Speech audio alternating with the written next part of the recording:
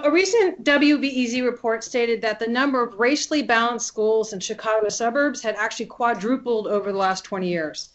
Currently, just 4% of all suburban schools are 90% or more white. As they reported, however, state schools data shows that many of those newly diverse schools have some of the widest achievement gaps in the state. As Martin Luther King said decades ago, desegregation is clearly not the same as full integration. These Illinois patterns are not unique. We have lots of data nationally that even when we manage to get schools to be less segregated, this does not ensure equal outcomes. So what's going on and why do these achievement gaps persist within these schools? When we talk about achievement gaps, one of the most popular theories that often come up to explain them is the oppositional culture framework, which emerged mostly from work by John Ogbu several decades ago. He argued that when we want to understand what's going on with minority student achievement in schools, we need to distinguish voluntary from involuntary minorities. Involuntary minorities are those who were forcibly incorporated into the U.S. through colonization and have a very different relationship to dominant institutions like schools than voluntary minorities who have come to the U.S. through their own free will. So while voluntary minorities tend to favorably compare their situation in the U.S. to their former condition in their homeland, involuntary minorities view their status through a comparison to the dominant group in the U.S. that are whites and understand that relatively their opportunities are constrained along a number of dimensions. With this understanding of the barriers members of the group face when trying to succeed, Ogbu argued that involuntary minorities would develop an oppositional culture, disassociating from dominant institutions and limiting the effort they put forth to succeed in them. Related to this, Ogbu did some work with Signithia Fordham, wrote an article that argued that high-achieving Black students are faced with something called the burden of acting white. They suggested as part of the process of disidentifying with structures that limit opportunities, African-American students in particular define a whole set of behaviors, styles, and symbols as white, including doing well in school.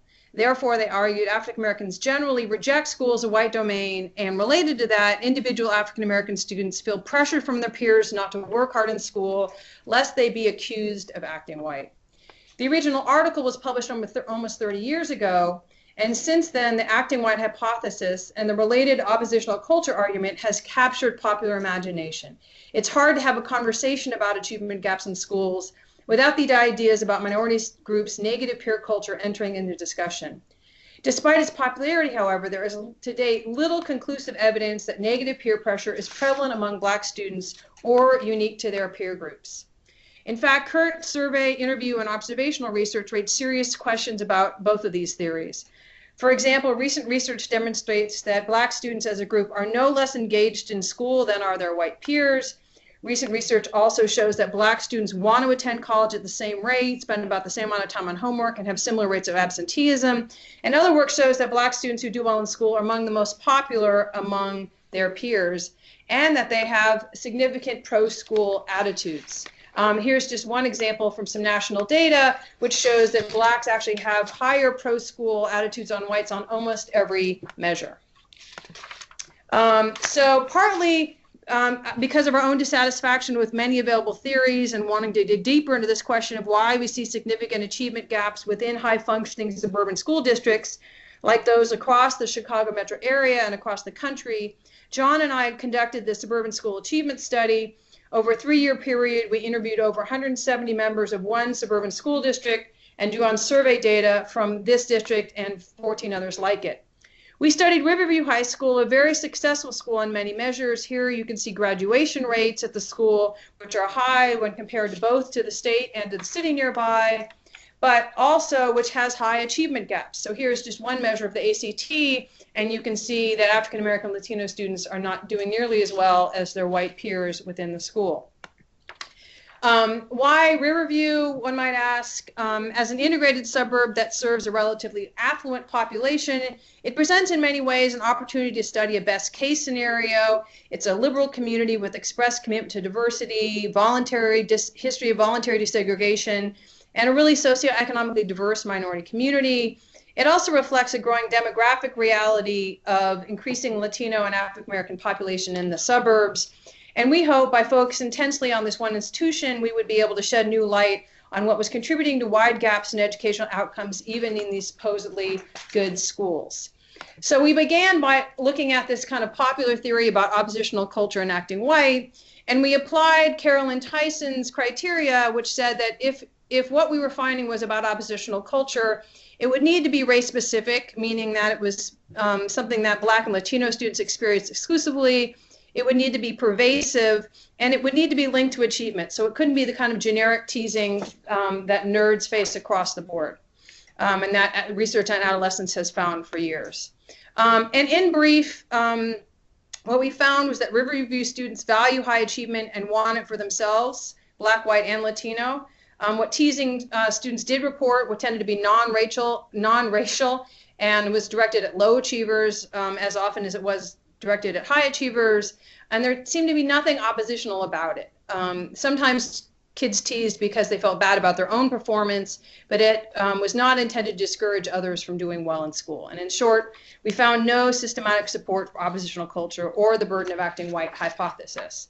So what else might account for the achievement gap? The reality that we discovered at Riverview, and I of course only have time here to talk about part of the story, was a highly racialized educational terrain in which race shapes student experiences in ways that exacerbate inequality and that seem directly contradictory to the school's intentions. Like many desegregated high schools, it is not living up to its promise. Importantly, while race matters, it operates quite differently than it did in the past. When we asked one longtime white Riverview teacher to talk about racial dynamics at the school, he said that no one is trying to do anything on purpose. He said, sometimes students of color aren't treated right, and I hate to say it, but it's still true now. And I'm not saying in the sense that people are purposefully doing something because of race, but institutional racism is there. While he and other staff referred to inadvertent or institutional racism, we believe the terms institutional and everyday discrimination better capture the dynamics we observed. Institutional discrimination captures such things as highly racialized school practices and structures like tracking, and the way school practices differently respond to the kinds of resources students and families bring to school. This kind of discrimination includes decisions and processes that may not themselves have any explicit racial content, but have the consequence of producing or reinforcing racial advantage. Everyday discrimination includes all the ways that race-based status beliefs and racial stereotypes shape interactions and expectations, the subtle, pervasive, discriminatory acts experienced by members of stigmatized groups on a daily basis. This everyday discrimination has concrete implications for access to educational opportunities, and I just want to talk about one kind of example here. So one of these examples of these dynamics of everyday discrimination we found was the different performance expectations teachers had for students. The term performance expectations comes from researchers in social psychology that have put extensive energy in understanding precisely how social identities and status characteristics like race or gender organize social relations. Like the abundant work in psychology on implicit bias, this work tells us that status characteristics like race shape interpersonal interactions and are consequential for individual, small group, and institutional dynamics. For example, we tend to expect more people from high status groups and give them more chances to participate. These broad beliefs are part of the racial common sense in places like Riverview. They lead to thousands of small moments in classrooms, hallways, and other school spaces in which race or skin color become a kind of symbolic capital for some kids, with whiteness providing multiple advantages, and while it also puts other kids at a disadvantage. And we found this on multiple levels.